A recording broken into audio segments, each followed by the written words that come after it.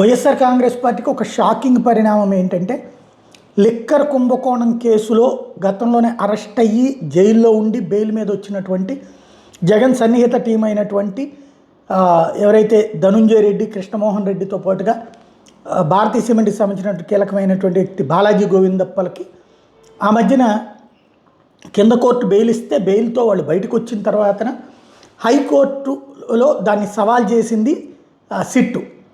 High court ఆ బెయిల్ని రద్దు చేసింది.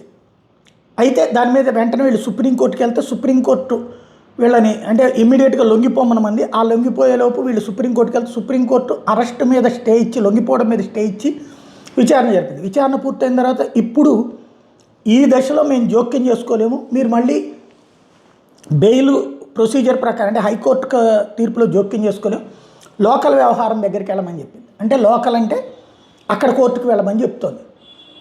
ఇప్పుడు ఏదైతే ఏసీబీ కోర్టు దగ్గరికే సిఐడికి సంబంధించినటువంటి ఈ కోర్టు దగ్గరికి రావాల్సి ఉంది.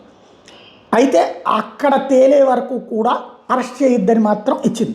అంటే ఇప్పుడు కింద కోర్టు కనుక మళ్ళీ బెయిల్ ఇస్తే ఓకే, హైకోర్టు బెయిల్ని కొట్టేసింది కాబట్టి ఇప్పుడు కింద కోర్టు బెయిల్ ఇస్తుందా లేదా అనేది చూడాలి, లేదంటే లొంగిపోవాల్సి వస్తుంది. ఏం జరుగుతుందో చూడాలి.